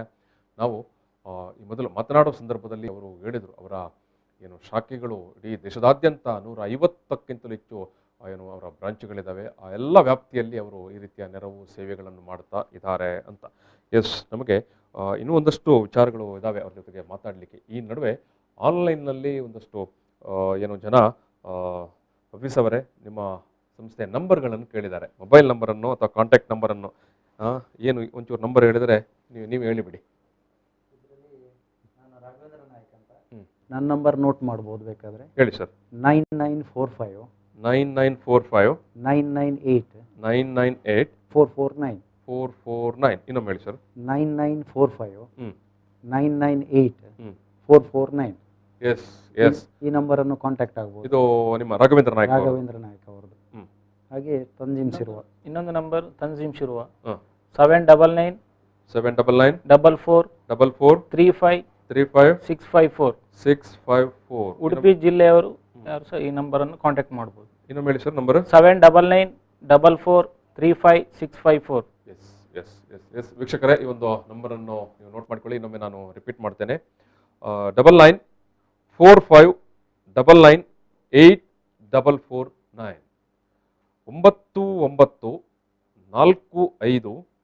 45 99 8449. ಇದು ರಾಘವೇಂದ್ರ ನಾಯಕ್ ಅವರ ನಂಬರ್. ಆಮೇಲೆ ಇನ್ನೊಂದು ನಂಬರ್ 799 44 35 654. ಇನ್ನೊಮ್ಮೆ ಹೇಳ್ತೇನೆ, 799 44 35 654. ಇದು ತಮ್ಜಿಮ್ ಅವರದ ನಂಬರ್. ಎಸ್, ನೀವು ಈ ಒಂದು ಏನು ನಂಬರ್ಗೆ ಕಾಂಟ್ಯಾಕ್ಟ್ ಮಾಡಬಹುದು, ನಿಜವಾದ ಏನು ಕಷ್ಟದಲ್ಲಿರುವಂಥವರು. ಎಸ್, ಇದು ರೆಹಮಾನ್ ಅವರೇ, ನೀವು ಈ ಒಂದು ಕೋವಿಡ್ನ ಕಷ್ಟ ಕಾಲದಲ್ಲಿ ನಾನು ಕೂಡ ಕಳೆದ ಬಾರಿ ನೋಡಿದ್ದೆ, ಅನೇಕ ಮಂದಿ ಏನು ಸಾಹಿತಿಗಳಿಗೆ, ಕಲಾವಿದರಿಗೆ, ಯಕ್ಷಗಾನ ಕಲಾವಿದರಿಗೆ, ದೈವಪಾತ್ರಿಗಳಿಗೆಲ್ಲ ನೆರವು ಕೊಟ್ಟದ್ದು, ಫುಡ್ ಕಿಟ್ ಕೊಟ್ಟದ್ದು ಎಲ್ಲ. ಈ ಬಾರಿ ಏನು ಮಾಡಿದರೆ ಈ ವಿಚಾರದಲ್ಲಿ? ಈ ಸಲನೂ ನಾವು ಕಲಾವಿದರ ಮೇಲೆ ಸ್ವಲ್ಪ, ಯಾಕಂದರೆ ಕಲಾವಿದರಿಗೆ ಹೋದ ವರ್ಷವೂ ಕೋವಿಡ್ ಇರೋದ್ರಿಂದ, ಸಾಮಾಜಿಕ ಅಂತರ ಅದಿರೋದ್ರಿಂದ ಯಾವುದೇ ನಾಟಕ ಆಗಲಿ, ಯಕ್ಷಗಾನ ಆಗಲಿ, ಈಗ ಕೋಲ, ದೈವಗಳು, ನಾಗತಂಬಿ ಯಾವುದೂ ನಡೀಲಿಲ್ಲ. ಅದರಿಂದಾಗಿ ಅವರಿಗೆ ಯಾವುದೇ ವರಮಾನಗಳಿಲ್ಲ. ಅದನ್ನು ಮನಗಂಡು ಹೋದ ವರ್ಷವೂ ನಾವು ಈ ದೈವ ಪಾತ್ರಿಗಳಾಗಲಿ, ಯಕ್ಷಗಾನ ಕಲಾವಿದರಾಗಲಿ, ಮತ್ತು ನಾಟಕ ಕಲಾವಿದರಾಗಲಿ, ಇಂಥವರಿಗೆಲ್ಲ ಕಲಾವಿದರುಗಳನ್ನು ಹುಡುಕಿ ನಾವು ಅವರಿಗೆ ಫುಡ್ ಕಿಟ್ಗಳನ್ನು ಕೊಟ್ಟಿದ್ದೇವೆ. ಈ ಸಲನೂ ನಾವು ಕೊಟ್ಟಿದ್ದೀವಿ. ನಿನ್ನೇನು ನಾವು ಒಂದು ದೈವ ಪಾತ್ರಿಗಳಿಗೆ ಕೊಟ್ಟು ಬಂದಿರೋ ದೈವದ ಪಾತ್ರಿಗಳಿಗೆ. ಎಸ್, ಯಾಕಂತ ಹೇಳಿದ್ರೆ ಏಪ್ರಿಲ್ ಮೇ ಸಂದರ್ಭದಲ್ಲೇ ಈ ಒಂದು ನೈಟ್ ಕರ್ಫ್ಯೂ ಆರಂಭವಾದ ನಂತರ ಅಂತೂ ಸಾಂಸ್ಕೃತಿಕ ಕಾರ್ಯಕ್ರಮಗಳು ಕೂಡ ರದ್ದಾಯಿತು. ಆಮೇಲೆ ನಂತರದ ದಿನಗಳಲ್ಲಿ ಕಠಿಣ ನಿರ್ಬಂಧಗಳಿದ್ದರಿಂದ ಸಾಮಾನ್ಯವಾಗಿ ಕರಾವಳಿ ಭಾಗದಲ್ಲಿ ಈ ಏಪ್ರಿಲ್ ಮೇನಲ್ಲೇ ಏನೆಲ್ಲ ಸಾಂಸ್ಕೃತಿಕ ಕಾರ್ಯಕ್ರಮಗಳು, ದೇವಸ್ಥಾನಗಳ ಜಾತ್ರೆಗಳು, ದೇವಸ್ಥಾನದ ಉತ್ಸವಗಳು, ನೇಮಗಳು ನಡೆಯುತ್ತೆ. ಸೊ ಹಾಗಾಗಿ ಎಸ್, ತುಂಬ ಏನು ಮಾನವೀಯ ಕಾಳಜಿ ಅಂತ ಒಂದು ನೆರವನ್ನು ನೀವು ನೀಡಿದ್ದೀರಿ. ಎಸ್, ಇವೆಲ್ಲದ ಜೊತೆಗೆ ಎಸ್, ನೀವು ಮದುವೆಗೆ ಸಂಬಂಧಪಟ್ಟ ನೆರವಿನ ಬಗ್ಗೆ ಹೇಳಿದಿರಿ. ಬೇರೆ ಯಾವ ರೀತಿಯ ಏನು ಪರಿಸರ ಕಾಳಜಿ ಇರಬಹುದು, ಅಥವಾ ಮನೆಯಿಲ್ಲದವರಿಗೆ ಮನೆ, ಇಂಥ ವಿಚಾರದಲ್ಲೆಲ್ಲ ಯಾವ ರೀತಿಯ ನಿಮ್ಮ ನೆರವು ಅಥವಾ ವ್ಯವಸ್ಥೆಗಳಿದ್ದಾವೆ? ಪರಿಸರದ ಕಾಳಜಿ ನಾವು ತುಂಬ ಮಾಡಬೇಕು. ಈ ಒಂದು ಕೋವಿಡ್ ಟೈಮಲ್ಲಿ ಗೊತ್ತಿರ್ಬೋದು, ದೊಡ್ಡ ಒಂದು ಇಶ್ಯೂ ಬಂದಿರೋದು ಆಕ್ಸಿಜನ್. ಆಕ್ಸಿಜನ್ ಇದಕ್ಕೆ ಕಾರಣಕರ್ತರು ನಾವೇ. ಯಾಕಂತ ಹೇಳಿದ್ರೆ ಅರಣ್ಯನಾಶ ಇದರಿಂದಾಗಿ. ಅದರಿಂದ ನಾವು ಎಲ್ಲ ವರ್ಷ ಸುಮಾರು ಒಂದು 8 ವರ್ಷದಿಂದ ಈಗ ಉಡುಪಿಯಲ್ಲಿ ಪ್ರತಿ ವರ್ಷನೊಂದು 5-6 ಸಾವಿರ ಗಿಡಗಳನ್ನು ನಾವು ನೆಡ್ತೀವಿ, ನೆಡಲಿಕ್ಕೆ ಕೊಡ್ತೀವಿ, ನಾವೇ ನೆಡ್ತೀವಿ. ಕೆಲವು ವಿದ್ಯಾರ್ಥಿಗಳಿಗೆ ಇಲ್ಲದೆ ಗೃಹಿಣಿಯರಿಗೆ ಕೊಟ್ಟು ಅವರನ್ನು ಬೆಳೆಸಲಿಕ್ಕೆ ಹೇಳ್ತೀನಿ. ವಿದ್ಯಾರ್ಥಿಗಳಿಗೆ ಪ್ರೇರಣೆ ಮಾಡ್ತೀವಿ. ಹೇಗಂತ ಹೇಳಿದ್ರೆ ಈ ವರ್ಷ ಒಂದು ಗಿಡ ಕೊಟ್ಟು ಸ್ಕೂಲಲ್ಲಿ, ಬರುವ ವರ್ಷ ಅದನ್ನು ಬೆಳೆಸಬೇಕು. ಬೆಳೆಸಿ ಅದರ ಜೊತೆ ಒಂದು ಸೆಲ್ಫಿ ತಗೊಂಡು ಬಂದರೆ ನಾವು ಪ್ರೋತ್ಸಾಹವಾಗಿ ಅವ್ರಿಗೆ ಏನಾದರೂ ಕೊಡೋದು. ಯಾಕಂತ ವಂಡರ್ಫುಲ್. ಯಾಕಂತ ಹೇಳಿದ್ರೆ ನಮ್ಮಲ್ಲಿ ತುಂಬಾ ಜನ ಗಿಡ ನೆಡೋರು ಇರ್ತಾರೆ. ಪ್ರತಿ ವರ್ಷ ಒಂದೇ ಹೊಂಡದಲ್ಲಿ ಗಿಡ ನೆಡ್ತಾ ಇರ್ತಾರೆ. ಆ ವರ್ಷ ಪರಿಸರ ದಿನ ಅಂತ ಫೋಟೋ ಹಾಕಿಕೊಳ್ತಾರೆ. ಮತ್ತೆ ಪುನಃ ನೆಕ್ಸ್ಟ್ ಬಹುತೇಕ ಸಂದರ್ಭದಲ್ಲಿ ಈಗ ನಡೆಯುತ್ತೆ ಅಂತ ಹೇಳಿದ್ರೆ ಅದೇ ಹೊಂಡದಲ್ಲಿ ನೆಡ್ತಾರೆ ಅಂತ ಹೇಳಿದಲ್ಲ, ಅಂದರೆ ಗಿಡ ನೆಟ್ಟು ಹೋಗ್ತಾರೆ, ಮತ್ತೆ ಅದರ ಬಗ್ಗೆ ನೋಡ್ಲಿಕ್ಕೆ ಕಾಳಜಿ ವಹಿಸ್ಲಿಕ್ಕೆ ಬರುವುದಿಲ್ಲ. ನೀವು ತಗೊಂಡಿರೋ ಇನಿಷಿಯೇಟಿವ್ ಇದೆಯಲ್ಲ, ಎಸ್, ನೀವು ಗಿಡ ನೆಡಿ, ಮುಂದಿನ ವರ್ಷ ಅದೇ ಗಿಡದ ಜೊತೆಗೆ ನಿಂತುಕೊಂಡು ಒಂದು ಸೆಲ್ಫಿ ತೆಗೆದು ಕಳಿಸಿ ಅಂತ ಹೇಳಿದ್ರೆ ಖಂಡಿತವಾಗಿಯೂ ಅದೊಂದು ಅವರಿಗೊಂದು ಕಮಿಟ್ಮೆಂಟ್ ಬರುತ್ತೆ. ಮಕ್ಕಳಿಗೆ ಅದ್ರ ಬಗ್ಗೆ ಒಂದು ಇದಿರುತ್ತೆ. ಗ್ರಾಮೀಣ ಭಾಗದ ಮಕ್ಕಳಿಗೆ ಕೊಟ್ರೆ ಅವರಿಗೆ ಒಂದು ಖುಷಿ, ಅದನ್ನು ಬೆಳೆಸ್ತಾರೆ. ನಾವು ಹೇಳೋದು ಅದಕ್ಕೆ, ನಿಮಗೆ ಯಾರು ಪ್ರೀತಿ ಪಾತ್ರರಾಗಿರ್ತಾರ ಅವರ ಹೆಸರಿನ ಗಿಡಕ್ಕೆ ಇಡಿ, ಡೈಲಿ ಅದರ ಹೋಗಿ ಮಾತಾಡಿ, ಕೂತ್ಕೊಳ್ಳಿ, ಹಾಗೊಂದು ಬಾಂಡ್ ಬೆಳೆಯುತ್ತೆ. ಗಿಡಗಳು ಮಾತಾಡುತ್ತೆ, ಸಸ್ಯಗಳು ಮಾತಾಡುತ್ತೆ. ಎಸ್, ಅವುಗಳಿಗೂ ನಮ್ಮ ತರ ಜೀವ ಇದಾವೆ. ಇದು ರಾಘವೇಂದ್ರ ನಾಯ್ಕ ಅವರೇ, ಎಸ್, ಈ ರೀತಿ ಯಾಕಂತ ಹೇಳಿದ್ರೆ 5,000 ಗಿಡಗಳನ್ನ ನೆಡಬೇಕಿದ್ರೆ ದೊಡ್ಡ ಮಟ್ಟದಲ್ಲಿ ನೀವು ಒಂದು ವ್ಯವಸ್ಥೆ ಮಾಡಿಕೊಳ್ಬೇಕಾಗುತ್ತೆ. ಕಾಲೇಜು ಮಕ್ಕಳು ಯಾವ ರೀತಿ ಮಕ್ಕಳನ್ನು, ಕಾಲೇಜು ವಿದ್ಯಾರ್ಥಿಗಳನ್ನು ಯಾವ ರೀತಿ ಕೋಆರ್ಡಿನೇಟ್ ಮಾಡಿಕೊಳ್ತೀರಿ? ಹೆಚ್ಚಾಗಿ ನಮಗೆ ಶಾಲಾ, ಕಾಲೇಜು ಮತ್ತು ಸಂಘ ಸಂಸ್ಥೆಯಿಂದ ಕಾಲ್ ಬರ್ತದೆ. ನಮಗೆ ಇಷ್ಟು ಗಿಡ ಬೇಕು, ನಮ್ಮ ಮಕ್ಕಳಿಗೆ ಅದರದ್ದು ನೆಟ್ಟು ಅದರನ್ನು ಫಲ ಏನು, ಅದರ ಬೆನಿಫಿಟ್ ಇದೆ ಅದು ಹೇಳಬೇಕಂತ. ಹಾಗೆ ನಮ್ಮಲ್ಲಿ ಕೆಲವು ಪರಿಸರ ಪ್ರೇಮಿಗಳು ಇದ್ದಾರೆ ನಮ್ಮೊಟ್ಟಿಗೆ, ಅವರನ್ನು ಸಹ ಕರ್ಕೊಂಡೋಗಿ ಅದರ ಬಗ್ಗೆ, ಆ ಗಿಡದ ಬಗ್ಗೆ ಮಹತ್ವವನ್ನು ತಿಳಿಸಿ ಅವರಿಗೆ ನೆಡಲಿಕ್ಕೆ ಪ್ರೇರಣೆಯನ್ನು ಮಾಡ್ತೇವೆ. ಈ ಶಾಲಾ ಕಾಲೇಜು ತುಂಬ ಗ್ರೌಂಡಲ್ಲಿ ನಾವು ನೆಟ್ಟು ಬಂದಿದ್ದೇವೆ. ಮಣಿಪಾಲ್ ಮಣ್ಣಪಳ್ಳ ಅಂತ ಬರ್ತದೆ, ಆ ಹೆಸರು ಬಂದದೇ ಮಣ್ಣಪಳ್ಳದಿಂದ ಮಣಿಪಾಲಕ್ಕೆ. ಮಣ್ಣಪಳ್ಳದಿಂದಾಗಿ ಮಣಿಪಾಲ. ಆ ಮಣ್ಣಪಳ್ಳದಲ್ಲಿ ಇರುವಂಥ ಹೆಚ್ಚಿನ ಗಿಡಗಳು ನಾವು ಮತ್ತೆ ಅಲ್ಲಿಯ ಕಾರ್ಪೊರೇಟ್, ಅದಕ್ಕೆ ಸಂಬಂಧಪಟ್ಟ ಕಾರ್ಪೊರೇಟ್ನವರು ಒಟ್ಟಾಗಿ ನೆಟ್ಟ ಗಿಡಗಳೇ ಇರೋದು. ಅಲ್ಲಿ ಸಹ ದೇವಸ್ಥಾನ ಇದೆ. ಆ ದೇವಸ್ಥಾನಕ್ಕೆ ಯಾವುದೆಲ್ಲ ಬೇಕು, ಗಂಧದಾಗಲಿ, ಸಾಗುವಾಣಿ, ಮತ್ತು ಮಾವು, ಬೇವು, ಮತ್ತು ಹಲಸಿನದ್ದು, ಅದೆಲ್ಲ ಫ್ಯೂಚರ್ಗೆ ಬೇಕಾಗ್ತದಂತ ಅದೇ ಗಿಡಗಳು ತುಂಬ ಅಲ್ಲಿ ಇರುವಂಥದ್ದು. ಹೆಚ್ಚಿನ ಪ್ಲೇಸಲ್ಲಿ ನಿಮ್ಮ ಉಡುಪಿ ಡಿಸ್ಟ್ರಿಕ್ಟಲ್ಲಿ ಒಂದು ನಾವು 15-16 ಸಾವಿರ ತನಕ ಗಿಡಗಳನ್ನು ಇಷ್ಟ ತನಕ ನಾವು ಕೊಟ್ಟು ಬೆಳೆಸಿದ್ದೇವೆ ಅಲ್ಲಿ. ಪ್ರತಿ ವರ್ಷ ಜೂನ್ 6ರ ನಂತರ ನಮಗೆ ಕಾಲ್ ಬರ್ತದೆ. ಈ ಸಲವೇ ಕಾಲ್ ಇಲ್ಲ. ಮಳೆಗಾಲ ಶುರುವಾಗುವಾಗ ನಾವು ಮಳೆಗಾಲ ಎಂಡ್ ತನಕ ಅದು ಗಿಡ ಮಾತ್ರ ಅಲ್ಲ, ಕೆಲವು ಕಡೆ ನಾವು ಗ್ರಾಮೀಣ ಇಲ್ಲಿ ಹೆಬ್ರಿ ಕಾಡು ಪ್ರದೇಶದಲ್ಲಿ ಬೀಜದುಂಡೆಯನ್ನು ತಗೊಂಡು ಸಾವಿರಾರು ಬೀಜದುಂಡೆಗಳು, ಸೀಡ್ ಬಾಲ್ ಅಂತ ಬರುತ್ತೆ, ಅದನ್ನು ಬಿಸಾಡ್ತೀವಿ. ಅದರಲ್ಲಿ ಆಗುವಂತ ಪರ್ಸೆಂಟೇಜ್ ಕಡಿಮೆ ಆದ್ರೂ ಅದದ್ದು ನಮಗೆ ಸಮಾಜಕ್ಕೆ ಒಳ್ಳೆ. ಉಡುಪಿಯಲ್ಲಿ ಸಾಮಾನ್ಯವಾಗಿ ಜ್ಯುವೆಲರಿ ಶಾಪ್ಗಳಿಗೆ ಫೋನ್ ಮಾಡ್ತಾರೆ, ಇವತ್ತಿನ ಚಿನ್ನದ ರೇಟ್ ಎಷ್ಟು ಅಂತ. ನಿಮ್ಗೆ ಫೋನ್ ಮಾಡಿ ಗಿಡ ಯಾವಾಗ ಕೊಡ್ತೀರಿ ಅಂತ ಕೇಳ್ತಾರೆ. ನಮ್ಮಲ್ಲಿ ಕೆಲವು ಬೇಡಿಕೆಗಳು ಬರುತ್ತೆ. ಅಜ್ಜರಕಾಡು ಅಂತ ಪಾರ್ಕ್ ಇದೆ. ಅಜ್ಜರಕಾಡು ಪಾರ್ಕ್ ಅಲ್ಲಿ ತುಂಬಾ, ಅಲ್ಲಿ ಸೈನಿಕರ ಸ್ಮಾರಕ ಅಂತ ಇದೆ, ಅಲ್ಲಿ ತುಂಬಾ ಗಿಡಗಳನ್ನು ನೆಟ್ಟಿದ್ದೇವೆ. ತುಂಬಾ ಸಲ ಪ್ರೋಗ್ರಾಮ್ಸ್ ಮಾಡಿದ್ದೇವೆ ಅಲ್ಲಿ. ಮತ್ತೆ ಗಿಡಗಳು ನಾವು ಕೊಡುವಂಥದ್ದು, ಹಣ್ಣಿನ ಗಿಡ ಕೊಟ್ಟರೆ ಎಲ್ಲರೂ ಬೆಳೆಸ್ತಾರೆ. ಮತ್ತೆ ಅದರಿಂದಾಗಿ ಏನಾಗುತ್ತೆ, ಪ್ರಾಣಿ ಪಕ್ಷಿಗಳಿಗೆ ಉಪಯೋಗ ಆಗುತ್ತೆ. ಅದು ಬಿದ್ದರೆ, ಈಗ ಹಣ್ಣಾಗಿ ಬಿದ್ದರೆ, ಈಗ ಹಳಸು ಹಣ್ಣಾಗಿ ಬಿದ್ದರೆ ಅದನ್ನು ತುಂಬಾ ಪಕ್ಷಿಗಳಿಗೆ, ಪ್ರಾಣಿಗಳಿಗೆ ಆಹಾರವಾಗುತ್ತೆ. ಅಂತ ಗಿಡಗಳನ್ನೇ ಜಾಸ್ತಿ ಕೊಡೋದು. ಸಿಗುವಂತ ಪುಟ್ಟಗಳನ್ನೇ ನಂಬಿಕೊಂಡು ಈ ಪಕ್ಷಿಗಳು ಬರ್ತವೆ. ನಾವು ಕೊಡುವಂಥದ್ದು ಅಂಥದ್ದೇ ಪರಿಸರಕ್ಕೆ ಸಂಬಂಧಪಟ್ಟ ಗಿಡಗಳು. ಈ ನೆರಳು ಬರಲಿಕ್ಕೆ, ಮಳೆ ಬರುವಂಥದ್ದು, ಮತ್ತೆ ಪ್ರಾಣಿ ಪಕ್ಷಿಗಳಿಗೆ ಹಣ್ಣು ಹಂಪಲು ಬರುವಂಥದ್ದು, ಅಂಥ ಗಿಡಗಳನ್ನೇ ಕೊಡೋದು. ಕೆಲವೊಂದು ಸ್ವಲ್ಪ ಮಂದಿ ಸಹ ಕೇಳ್ತಾರೆ ಅಲಂಕಾರಿಕ ಗಿಡ ಕೊಡು ಅಂತ, ಅಂಥದ್ದೆಲ್ಲ ಸ್ವಲ್ಪ ನಾವು ಕೊಡೋದು ಕಡಿಮೆ. ಈ ಪರಿಸರಕ್ಕೆ ಯಾವುದು ನಮಗೆ ಈಸಿಯಾಗಿ ಸ್ವಲ್ಪ ಅನುಕೂಲ ಆಗ್ತದೆ ಅಂಥ ಗಿಡಗಳನ್ನೇ ಜಾಸ್ತಿ ಕೊಡುವಂಥದ್ದು. ಅದನ್ನೇ ಜಾಸ್ತಿ ನಾವು ಗಿಫ್ಟ್ ಆಗಿ ಕೊಡುವಂಥದ್ದು. ಅದನ್ನೇ ಈಗ ನಾವು ನಮ್ಮ ಇನಾಗ್ರೇಷನ್ ಟೈಮಲ್ಲಿ ಕಸ್ಟಮರಿಗೆ ಗಿಫ್ಟ್ ಆಗಿ ಕೊಟ್ಟಿರೋದು ಔಷಧೀಯ ಗುಣಗಳಲ್ಲಿ ಗಿಡಗಳನ್ನು. ಈಗ ಸಾಂಬಾರ ಬಳ್ಳಿ ಆಗಿರ್ಬೋದು, ತುಳಸಿ ಆಗಿರ್ಬೋದು, ಅಮೃತ ಬಳ್ಳಿ ಆಗಿರ್ಬೋದು, ಇಂಥ ಗಿಡಗಳನ್ನೇ ಕೊಟ್ಟಿದ್ದು. ಯಾಕಂತ ಹೇಳಿದ್ರೆ ಅದು ಮನೆಯಲ್ಲಿ ಬೆಳೆಸ್ಬೋದು, ಒಂದು ಪಾಟಲ್ಲಿಟ್ಟು ಬೆಳೆಸುವಂಥದ್ದು. ಈಗ ತುಳಸಿ ಅಂತ ಹೇಳಿದ್ರೆ ಅದೊಂದು ಪವಿತ್ರವಾಗಿ ನೋಡುವಂಥದ್ದು, ಅದರ ಒಂದು ಗಾಳಿ ಒಳಗೆ ಬಂದ ಅದರಲ್ಲಿ ಒಂದು ನಂಬಿಕೆ ಇದೆ. ಅಂಥ ಗಿಡಗಳನ್ನೇ ನಾವು ಗಿಫ್ಟ್ ಆಗಿ ಕೊಡುವಂಥದ್ದು. ಯಾಕಂದ್ರೆ ಆದಷ್ಟು ಹಸಿರು ಕಾಣಲಿ, ಸುತ್ತಮುತ್ತ ಹಸಿರಾಗಿರಲಿ ಅನ್ನೋ ಉದ್ದೇಶ. ನೀವು ನಿಮ್ಮ ಗ್ರಾಹಕರು ನಿಮ್ಮಲ್ಲಿಂದ ತಗೊಂಡಿರುವಂತಹ ಚಿನ್ನಾಭರಣ ಏನು ಧರಿಸಿಕೊಂಡು ಖುಷಿ ಪಡುವ ಜೊತೆಗೇನೆ ಈ ನೀವು ಕೊಟ್ಟಿರುವಂತ ಗಿಡ, ಅದರ ಏನು ಒಳ್ಳೆ ಗಾಳಿ, ಅದನ್ನು ಗಿಡಗಳನ್ನು ನೋಡೋದ್ರಿಂದ ಖುಷಿ ಅಲ್ವಾ, ಪ್ಲೆಸೆಂಟ್ ಆದಂತ ಒಂದು ವಾತಾವರಣ ನಿರ್ಮಾಣ ಆಗುತ್ತೆ. ಹಸಿರನ್ನು ನೋಡುವಾಗ ಕಣ್ಣು ತಂಪಾಗುತ್ತೆ, ಒಂದು ಮೈಂಡ್ ನಮ್ದು ಚೇಂಜ್ ಆಗುತ್ತೆ, ಪಾಸಿಟಿವ್ನೆಸ್ ಬರುತ್ತೆ. ನಮ್ಮ ಉಡುಪಿ ಶೋರೂಮ್ ಸುತ್ತ ಸಹ ಇರುವುದೇ ಗಿಡಗಳು ಹೆಚ್ಚು. ಗೋಡೆಗಳು ಸುತ್ತ ಗಿಡಗಳು. ಯಾಕಂದ್ರೆ ನಮ್ಮ ಚೇರ್ಮನ್ ಅವರಿಗೆ ಗಿಡಗಳು ಅದನ್ನು ಬೆಳೆಸೋದಂತ, ನಮ್ಮ ಕಾರ್ಪೊರೇಟ್ ಆಫೀಸು ನೋಡಿರ್ಬೋದು ನೀವು, ಟೋಟಲ್ ಆಗಿ ಅದು ಇಕೋ ಫ್ರೆಂಡ್ಲಿ ಆಗಿರುವಂಥದ್ದು. ಗಿಡಗಳನ್ನು ಬೆಳೆಸಿ ಟೋಟಲ್ ಆಗಿ ಸಿಮೆಂಟ್ಗಳನ್ನು ಬಳಸಿರೋದು ತುಂಬ ಕಡಿಮೆ. ಅದರಲ್ಲಿ ಏನು ಇಕೋ ಫ್ರೆಂಡ್ಲಿ ಆಗಿ ಒಂದು ಬೆಟ್ಟದ ಮೇಲೆ ಮಾಡಿರುವಂಥದ್ದು. ಅದಕ್ಕೆ ಅಂತಲೇ ಬಸ್ಗಳು ಸಪ್ರೇಟೇ ಹೋಗುವಂಥದ್ದು ಅಲ್ಲಿಯ ಸ್ಟಾಫ್ಸ್ಗಳಿಗೆ. ಒಂದು ಸಪ್ರೇಟ್ ಆಗಿ ಒಂದು ಬೆಟ್ಟದ ಮೇಲೆ ಒಂದು ಒಳ್ಳೆ ಕೆಲಸ ಮಾಡುವವರಿಗೆ ಒಳ್ಳೆ ಅಟ್ಮಾಸ್ಫಿಯರ್ ಬೇಕು. ಒಳ್ಳೆ ಪರಿಸರದ ಬಗ್ಗೆ ತುಂಬಾ ತುಂಬಾ ಕಾಳಜಿಯನ್ನು ನಿಮ್ಮ ಸಂಸ್ಥೆ ಮಲಬಾರ್ ಗೋಲ್ಡ್ ಅಂಡ್ ಡೈಮಂಡ್ಸ್ ತುಂಬಾ ಕಾಳಜಿ ವಹಿಸ್ತಾ ಉಂಟು. ಅದನ್ನು ಪ್ರಾಕ್ಟಿಕಲ್ ಆಗಿ ಕೂಡ ನೀವು ಮಾಡಿ ತೋರಿಸ್ತಾ ಇದ್ದೀರಿ ಮತ್ತು ಸಾಕಷ್ಟು ಮಂದಿಗೆ ಅದನ್ನು ಪ್ರೇರಣೆ ಕೂಡ. ಯಾಕಂದ್ರೆ ಪರಿಸರವನ್ನು ನಾವು ನಾಳೆ ಹಣ ಕೊಟ್ಟು ತೆಗಿ ಎಷ್ಟು ಹಣ ಇದ್ರೂ ಪ್ರಯೋಜನಕ್ಕೆ ಬರೋದಿಲ್ಲ. ನಾವು ಇಂದು ಬೆಳೆಸ್ತೀವ ನಾಳೆ ನಮ್ಮ ಮುಂದಿನ ಜನಾಂಗಕ್ಕೆ ಅದೊಂದು ಉಪಯೋಗಕ್ಕೆ ಬರ್ಬೋದು. ಎಷ್ಟು ಹಣ ಮಾಡಿಟ್ರು ಯಾವುದಕ್ಕೂ ಅದು ಉಪಯೋಗಕ್ಕೆ ಬರೋದಿಲ್ಲ. ಉಸಿರಾಡ್ಲಿಕ್ಕೆ ಒಳ್ಳೆ ಗಾಳಿ ಇಲ್ಲದಿದ್ರೆ ಈಗ ಒಂದು ಸಿಲಿಂಡರ್ಗೆ ಒಂದೊಂದು ಸಿಲಿಂಡರ್ ಆಕ್ಸಿಜನ್ಗೆ ಎಷ್ಟು ಕಷ್ಟಪಡ್ತಾ ಇದೆ. ನಮಗೆ ಕೋವಿಡ್ ಸಿಚುವೇಶನ್ ನಾವು ನೋಡಿದ್ವಿ, ಎಷ್ಟು ಜೀವಗಳು ಆಕ್ಸಿಜನ್ ಸಿಗದೆ ಹೋಯ್ತು. ಒಳ್ಳೆಯ ಗಾಳಿ ಒಳ್ಳೆಯ ಪರಿಸರ ಏನೋ ಆರೋಗ್ಯಕ್ಕೆ ತುಂಬಾ ಮುಖ್ಯವಾದದ್ದು. ಒಳ್ಳೆಯ ಆರೋಗ್ಯ ಇದ್ದರೆ ಒಳ್ಳೆಯ ದುಡಿಮೆ ಅಲ್ವಾ, ಒಳ್ಳೆಯ ವ್ಯವಹಾರ ಎಲ್ಲವೂ ಕೂಡ. ಸೊ ಹಾಗಾಗಿ ನಮ್ಮ ಪರಿಸರವನ್ನು ನಾವು ತುಂಬಾ ಏನು ಕಾಳಜಿ ವಹಿಸಿ ಅದನ್ನು ಚೆನ್ನಾಗಿಟ್ಟುಕೊಳ್ಳುವುದು ನಮ್ಮೆಲ್ಲರ ಆದ್ಯ ಕರ್ತವ್ಯ. ಎಸ್, ನಿಮ್ಮಂಥ ಸಂಸ್ಥೆಗಳು ಅದಕ್ಕೊಂದು ಪ್ರೇರಣೆ ಆಗಿರುವುದು ಅದು ತುಂಬ ಮಹತ್ಕಾರಿ. ಅದು ಸಮಾಜದ ನಡುವೆ ಯಾಕಂತ ಹೇಳಿದ್ರೆ ಸಂಸ್ಥೆಗಳು ತುಂಬ ಇರುತ್ತೆ, ಆದರೆ ಎಲ್ಲರೂ ಈ ರೀತಿಯ ಡೌನ್ ಟು ಅರ್ಥ ಆಗಿ ತಳಮಟ್ಟಕ್ಕೆ ಇಳಿದು ಸೇವೆ ಮಾಡೋದು ಕಡಿಮೆ ಅಲ್ವ ರಾಘವೇಂದ್ರ? ಖಂಡಿತ ಸರ್, ಖಂಡಿತ. ದುಡ್ಡಿದ್ದವರು ತುಂಬ ಜನ ಇರ್ತಾರೆ, ದುಡ್ಡಿದ್ದವರೆಲ್ಲ ಸೇವೆ ಮಾಡಲಿಕ್ಕೆ ಬರ್ತಾರಾ? ಇಲ್ಲ, ಮನಸ್ಸು ಬೇಕು ಸರ್. ಎಸ್, ಮನಸ್ಸು ಬೇಕು, ಮನಸ್ಸು ಬೇಕು, ಒಂದು ಕಾಳಜಿ ಬೇಕು ಅಲ್ವಾ ತಮ್ಸಿಮ್ ಅವರೇ? ನಮ್ಮ ಇದು ಪ್ರೇರಣೆಯಾಗಿ ಇನ್ನೂ ತುಂಬಾ ಜನ ಬಂದ್ರೆ ತುಂಬಾ ಖುಷಿ ನಮ್ಮ ದೇಶಕ್ಕೆ, ನಮ್ಮ ಸಮಾಜಕ್ಕೆ. ಎಲ್ಲ ದೊಡ್ಡ ಉದ್ದಿಮೆದಾರರು ಈ ರೀತಿಯ ಪರಿಸರ ಕಾಳಜಿಯನ್ನು ಮತ್ತು ಇತರ ಏನು ಜನರ ಕಷ್ಟದ ಕಾಲದಲ್ಲಿ ನೆರವಾಗುವಂಥದ್ದನ್ನು ಏನು ಅದನ್ನೊಂದು ಜವಾಬ್ದಾರಿ ಅಂತ ವಹಿಸಿಕೊಳ್ಳಬೇಕಾಗಿದೆ. ಎಸ್, ಈಗ ಎಸ್ ಪರಿಸರ ಕಾಳಜಿ. ಎಸ್, ಆನಂತರ ಬೇರೆ ಬೇರೆ ಏನು ಸೇವೆಗಳಿದ್ದಾವೆ ಸರ್? ಹೌಸಿಂಗ್ ಚಾರಿಟಿ ಅಂತ ಕೇಳಿದೆ. ಹೌಸಿಂಗ್ ಚಾರಿಟಿ ಅದೇ ತುಂಬಾ ಮನೆ ಇಲ್ಲದವರು ಇದ್ದಾರೆ, ಸೂರಿಲ್ಲದವ್ರಿಗೊಂದು ಸೂರು ಮನೆ ಕಟ್ಟಿಕೊಡು, ಮನೆ ಇರಬೇಕಂದ್ರೆ ಒಂದು ಎಲ್ಲರದೊಂದು ಆಸೆ, ಒಂದು ಸ್ವಂತ ಸೂರು ಬೇಕಾಗಿರೋದು ತಲೆ ಮೇಲೆ ಅಂತೇಳಿ ಎಲ್ರಿಗೊಂದು. ಹೀಗೆ ಮನೆ ಇಲ್ಲದವರಿಗೆ ನಾವು ಮನೆ ಕಟ್ಟಲಿಕ್ಕೆ ಟೋಟಲ್ ಆಗಿ ಈ ಮನೆ ಕಟ್ಟಿಕೊಡೋದಿಲ್ಲ, ಅದಕ್ಕೆ ಒಂದು ಕಾಂಟ್ರಿಬ್ಯೂಷನ್ ನಾವು ಕೊಡ್ತೀವಿ.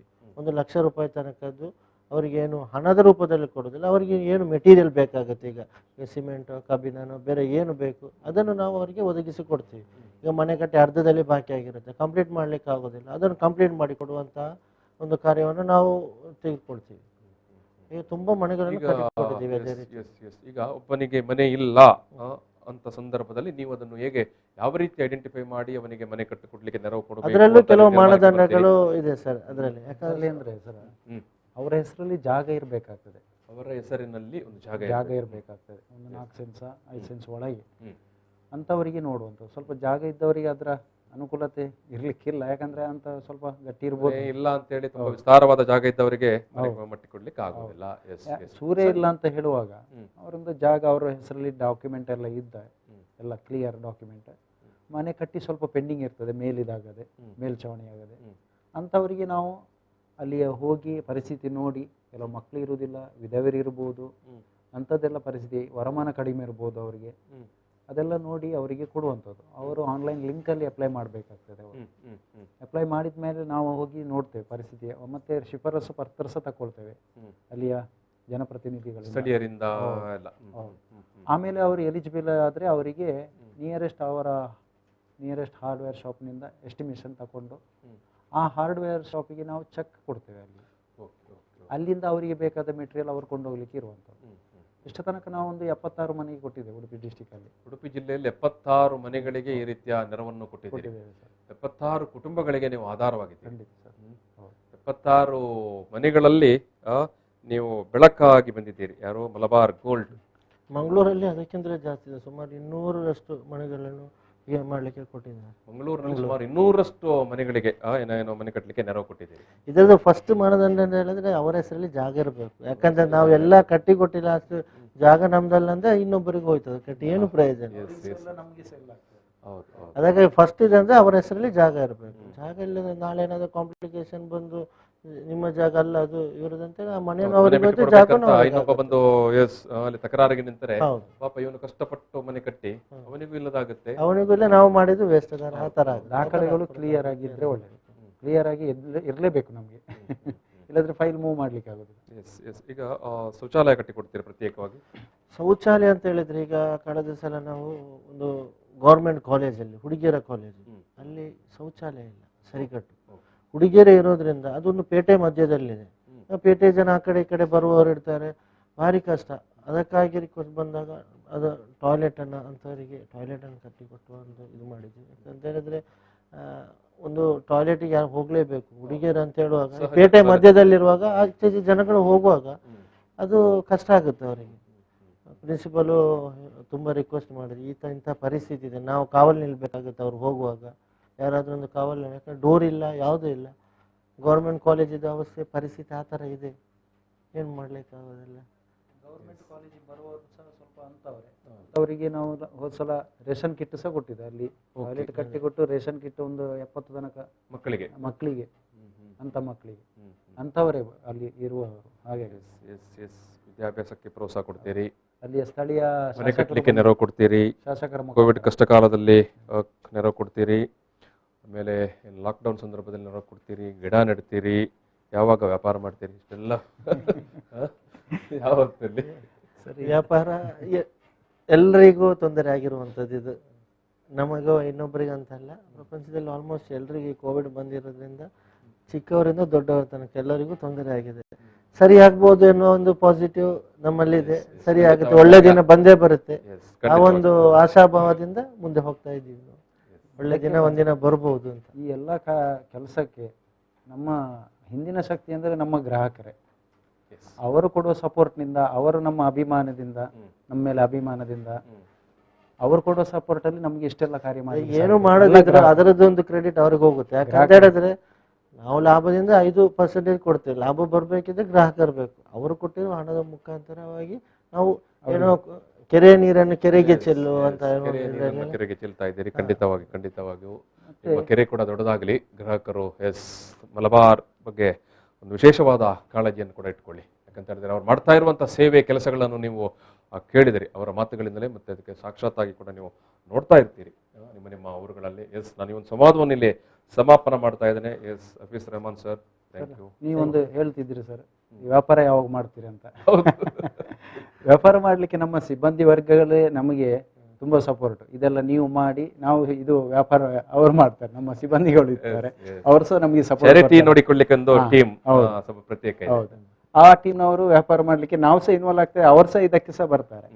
ಇನ್ನೀಗ ಶಾಪ್ ಓಪನ್ ಆಗುವ ಮುಂಚೆ ನಮ್ಮ ಚೇರ್ಮನ್ ಇದ್ದೊಂದಿದೆ ಅಂತ ಹೇಳಿದ್ರೆ, ಅವರು ಈ ಒಂದು ಟೈಮಲ್ಲಿ 1 ಲಕ್ಷ ವ್ಯಾಕ್ಸಿನ್ ಅನ್ನು ಉಚಿತವಾಗಿ ಕೊಡುವಂತ ಯೋಜನೆಗೆ ಇದು ಮಾಡಿದ್ದಾರೆ. ಯಾಕೆ ಒಬ್ಬರಿಗೆ 2 ಡೋಸ್ ತರ ಪ್ರಥಮ ಪ್ರಾಶಸ್ತ್ಯ ನಮ್ಮ ಸಿಬ್ಬಂದಿಗಳಿಗೆ ಮತ್ತೆ ಅವರ ಮನೆಯವರಿಗೆ, ಮಲಬಾರ್ ಸಿಬ್ಬಂದಿಗಳಿಗೆ ಮತ್ತು ಅವರ ಮನೆಯವರಿಗೆ, ಕುಟುಂಬದವರಿಗೆ 1 ಲಕ್ಷದಷ್ಟು ಲಸಿಕೆ ವ್ಯಾಕ್ಸಿನೇಷನ್ ಅನ್ನು ಉಚಿತವಾಗಿ ಕೊಡುವ ನಿರ್ಧಾರವನ್ನು ಮಲಬಾರ್ ಗೋಲ್ಡ್ ಅಂಡ್ ಡೈಮಂಡ್ಸ್ ನ ಚೇರ್ಮನ್ ಅಧ್ಯಕ್ಷರು ಮಾಡಿದ್ದಾರೆ. ಗ್ರೇಟ್, ತುಂಬಾ ಗ್ರೇಟ್. ಸರ್, ನಾನು ಈ ಒಂದು ಸಂವಾದವನ್ನು ಇಲ್ಲಿ ಸಮಾಪನ ಮಾಡ್ತಾ ಇದ್ದೇನೆ. ಈ ಒಂದು ಸಂವಾದದಲ್ಲಿ ಭಾಗಿಯಾಗಿ ತುಂಬಾ ಚೆನ್ನಾಗಿ ನಿಮ್ಮ ಸೇವೆಯನ್ನು ನೀವು ವಿವರವಾಗಿ ಹೇಳಿದ್ದೀರಿ. ಖಂಡಿತವಾಗಿಯೂ ಒಳ್ಳೆಯ ಗ್ರಾಹಕರು ನಿಮಗೆ ಬಂದೇ ಬರ್ತಾರೆ. ಅದೇ ರೀತಿ ನಿಮ್ಮ ಸೇವೆ ಕೂಡ ಮುಂದುವರಿಯಲಿ. ಸೊ ನಾನು ನಿಮ್ಮ ನಂಬರನ್ನು ಕೂಡ ಈಗಾಗಲೇ ಹೇಳಿದ್ದೇನೆ, 9945998449 799443564 ನೆನಪಿಟ್ಕೊಳ್ಳಿ. ಯೂಟ್ಯೂಬಲ್ಲಿ ಈ ಲಿಂಕ್ ಇರುತ್ತೆ, ನೀವು ಅಲ್ಲಿ ಕೂಡ ಈ ನಂಬರನ್ನು ತಗೊಳ್ಬೋದು. ನಾನು ಈ ಒಂದು ಸಂವಾದದಲ್ಲಿ ಸಮಾಪನ ಮಾಡ್ತಾ ಇದ್ದೇನೆ. ಹಫೀಸ್ ರೆಹಮಾನ್ ಅವರೇ, ಪ್ರೀತಿಯ ಧನ್ಯವಾದಗಳು. ಥ್ಯಾಂಕ್ ಯು ಸರ್, ಈ ಒಂದು ಅವಕಾಶವನ್ನು ಮಾಡಿಕೊಟ್ಟಿದ್ದಕ್ಕೆ ತಮಗೂ ಧನ್ಯವಾದಗಳು. ರಾಘವೇಂದ್ರ ನಾಯಕ್ ಅವರೇ, ನಿಮಗೆ ಕೂಡ ಪ್ರೀತಿಯ ಧನ್ಯವಾದಗಳು. ನಿಮ್ಮ ಸಿಬ್ಬಂದಿ ವರ್ಗ ಮತ್ತೆ ನಿಮಗೆ ಕೂಡ ಒಳ್ಳೆಯದಾಗಲಿ ಸರ್. ತಮ್ಜೀಮ್ ಶೆರ್ವಾ ಅವರೇ, ನಿಮ್ಗೆ ಕೂಡ ಪ್ರೀತಿಯ ಧನ್ಯವಾದಗಳು. ಈ ಒಂದು ಕೊರೋನಾ ಲಾಕ್ಡೌನ್ನ ಕಷ್ಟ ಕಾಲದಲ್ಲಿ ಮಲಬಾರ್ ಗೋಲ್ಡ್ ಅಂಡ್ ಡೈಮಂಡ್ಸ್ ಸಂಸ್ಥೆ ಯಾವ ರೀತಿಯಾಗಿ ಜನರ ಕಷ್ಟಕ್ಕೆ ಹೆಗಲಾಗಿ ನಿಂತಿದೆ ಅನ್ನೋದನ್ನು ನಾವಿಲ್ಲಿ ನೋಡಿದೆವು. ಈ ಒಂದು ಸಂವಾದವನ್ನು ನಾನಿಲ್ಲಿ ಸಮಾಪನ ಮಾಡ್ತಾ ಇದ್ದೇನೆ. ಧನ್ಯವಾದಗಳು. ಪ್ರಚಲಿತ ಈ ಕಾರ್ಯಕ್ರಮದ ಪ್ರಾಯೋಜಕರು ರೋಹನ್ ಕಾರ್ಪೊರೇಷನ್, ಸಹ ಪ್ರಾಯೋಜಕರು ಫಾದರ್ ಮುಲ್ಲಸ್